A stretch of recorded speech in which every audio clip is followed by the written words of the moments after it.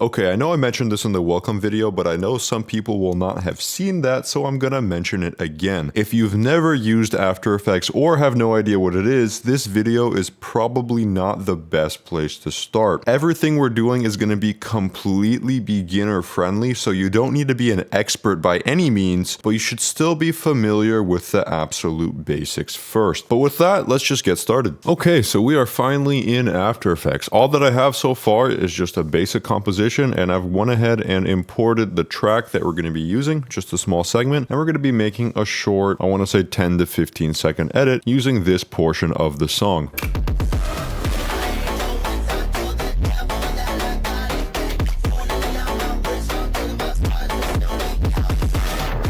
Now, I got that from NCS, so if you actually want to use this song and follow along in some way, you may. I'll have that linked in the description below. Okay, and that's all we've got on the After Effects side of things so far, but let's go ahead and turn to Minecraft. In Minecraft, we've gone ahead and set up all of our mods. If you're wondering what this mod is, how did I get these shaders, and any questions related to that, you're in luck because I posted an editing tutorials part 0 where I showcase in detail how to get all of this up and running. But for the rest of us, let's just go ahead and proceed. Okay, so I went ahead and staged this clip of me destroying someone with some TNT, right? So I've set up the TNT, the person is running to chase me, I face them, ender pearl behind them, and the TNT blows them up. Now this is completely staged, and I just set this up for the purposes of recording this tutorial. Now I can already tell some of you are getting super anxious because you don't feel like you have any good clips to work with, but don't worry. If you're just trying to practice editing, you don't need anything crazy. To demonstrate this, I went ahead and got a super basic clip of me killing a creeper with a mace, right? This is something 99% of you will be able to do. And I made an edit using the principles I'm about to teach you, and it looks like this.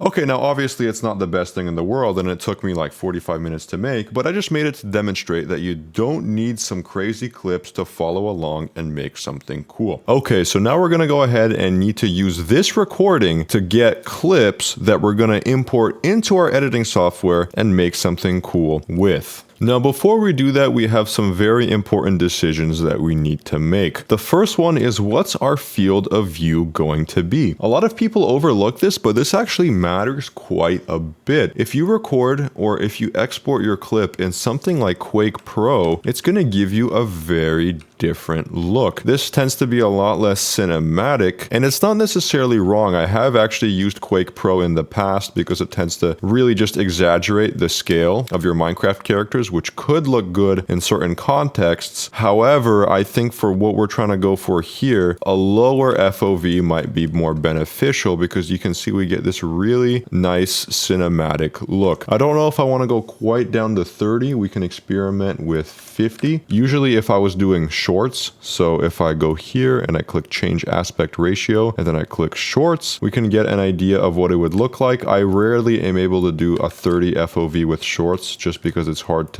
really get a good view of things, and I usually go for 50. But with long form video, HDTV standard resolution, we might be able to go for something like 40 or 30. Let's just stick maybe with 35 for now and we get this look. Now what's probably just as important as the FOV is figuring out what shaders we want to use, if at all. So if I just turn off the shaders, we can see we get this very default vanilla look. And if you want to go for this, by all means, just record without any shaders and you can get this normal vanilla Minecraft aesthetic. But I think I definitely am going to want to experiment with a few shaders. So the first one that I have loaded in from the part 0 editing tutorials is Bliss shaders. So if we go ahead and apply that, we see that we get this look, which I definitely do like this shader, and I do think that it looks good in a lot of different contexts, but I think here it might not be exactly what I'm looking for. Now, it's possible that I'm not liking this shader as much because it's the wrong time of day. What do I mean by that? Well, whenever you record a clip, you're obviously recording it during a certain time of day, and that time of day is baked into the recording when you're viewing it. But Flashback has this amazing feature where you're able to override the original time of day and experiment with different times of day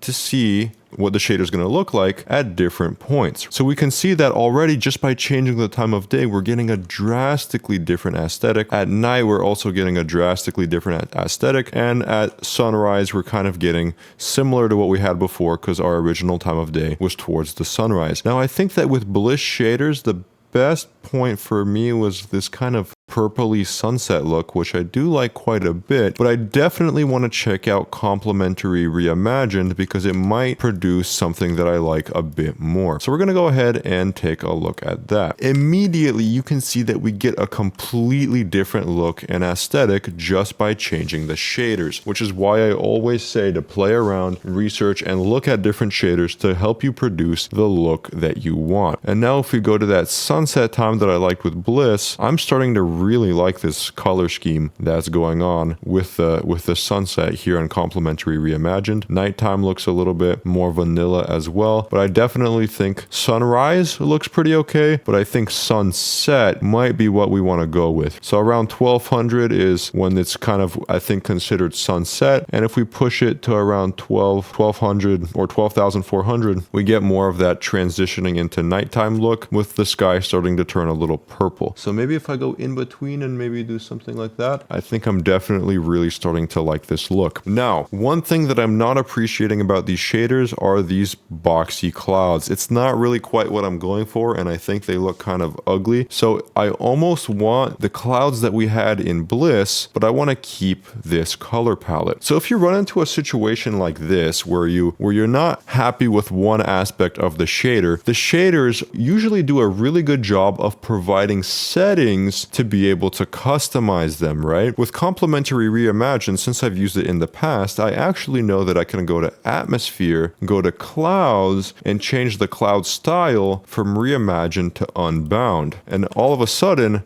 now the clouds just have that different look that's also baked into the shader. So now I've gotten those clouds that I liked from Bliss, and I've combined it with the color scheme and the shading that I really liked from Complementary Reimagined. And I think this is going to end up being the final look that we end up sticking with.